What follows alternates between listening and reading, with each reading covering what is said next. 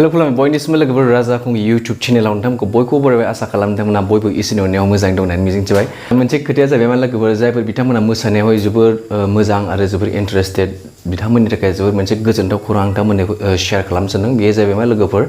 नोंथांमोना मोसानायनि गेजेरजों माबा मोनसे खालामनो सानोबा लाइफआवहाय बिनि थाखाय मोनसे जोबोर मोजां अपरचुनिटि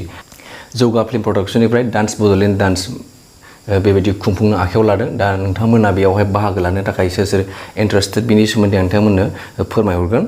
दा जौगा फिल्म प्रडाक्शननिफ्राय डान्स बड'लेण्ड डान्स खुंफुंनो साखाफारा खालामगासिनो दं दा बेवहाय नोंथांमोना जुदि मोसानायावहाय गोसो दङब्ला बेखौ बोरै बाहागो लानांगौ आं बिनि सोमोन्दै नोंथांमोननो डिटेल्स फोरमायगोन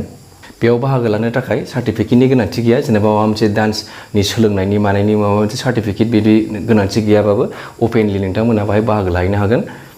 जेराव नोंथांमोना बेयाव बाहागो लानो थाखाय मोसानाय आयदानि जेबो सार्टिफिकेट बा फोरमानलाइ गैयाजासेबाबो नोंथांमोना बेयावहाय बाहागो लानो हागोन आरो मोनसे गोनांथार खोथाया जाहैबाय मा बेयावहाय थिखानाय बैसोनि जेबो बाइट थानाय नङा नोंथांमोना अपेनलि बेयावहाय बाहागो लानो हागोन बेयाव माने फिक्स एथ' बैसोनिफ्राय एथ' बैसोनिफ्राय बाहागो लानांगौ बेबायदि गैया नाथाय अडिशनावहाय बाहागो लानायनि मुङावहाय माने रेजिस्ट्रेशन फिसखौ खालामनांगोन आरो माखासे रेजिस्ट्रेशननि फिस दा बेयावहाय रेजिस्ट्रेशन प्रसेसिंनि थाखाय रेजिस्ट्रेशन फिसआ जाहैबाय साफायावहाय 500 रुपिस लानाय जागोन आरो दा आं नोंथांमोननो बबे जायगायावहाय अडिशनखौ लागोन दा बेखिनि लिस्टखौ आं नोंथांमोननो फोरमायलांनि नोंथांमोना बेखौ स्क्रिनशट खालामनानै एड्रेसखौ लाबानो जाहैबाय 15 जुलाइ 2022 बेयावहाय जागोन शिवम डान्स एकाडेमि उलुबारि बिजनि चिराङावहाय next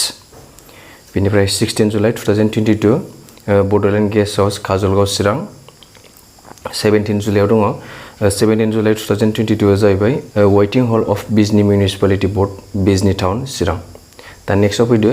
20 July 2022 Salbari junior college Baksa 21 July 2022 Simla star dance academy Baksa 22 July 2022 dream point dance academy Musalpur town Baksa दा नेक्स्टआव फैदो 27 जुलाइ 2022 जाहैबाय मा allegro' dance and fitness studio Narzary complex गलमासक Udalguri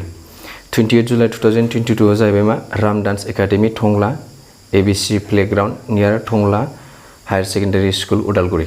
दा नेक्स्टआव फैदो 31 जुलाइ 2022 सेरफांगुरि जनता कलेज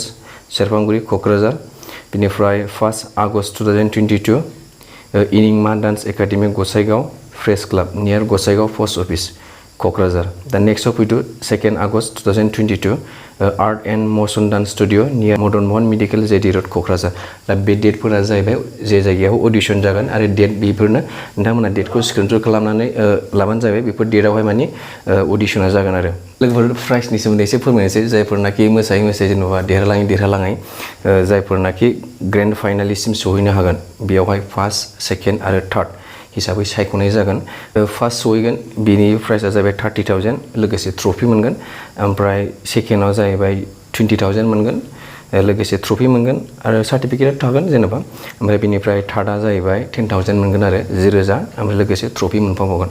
दा बेनोसै अब्लालाय नोंथांमोना मानो नेबावदों जायफोरनाखि नोंथांमोना गोसो गुदुं नोंथांमोना थाबैनो गाहायाव नैबे स्क्रिनाव होनाय डिसप्लेआवहाय नोंथांमोना बे कन्टेक्टआवहाय नोंथांमोना खबर लाबानो जाबाय जगाजग लाबानो जाबाय आरो डान्स बड'लेण्ड डान्स सिजन 1नि देरहासारनायखौ नोंथाङा गावखौनो गाव मिजिंथिदो सोर दा गोसो गुदुं नोंथांमोना आरो प्राइजखौ लानो नाजाबानो जाहैबाय दा गोसो गुदुं नोंथांमोन मानोथो नेबाय थाबावनो नोंथांमोना थाबैनो नैबे कन्टेक्ट नाम्बाराव खबर लादो आरो नोंथाङा गावनि सिङाव रोंनानै थानाय मोसानायखौ नोंथांमोना डान्स बड'लेण्ड डान्स सिजन 1आवहाय देखायनानै नोंथांमोना देरहासार जानायखौ नाजादो आरो लोगोफोर बेनोसै एसे गोजोन्थों बयनिसिमबो खुलुमबाय बाय बाय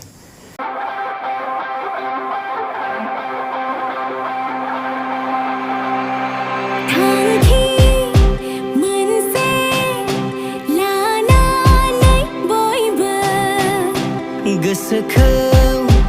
रंजाखांहोनो बयबो खबामजों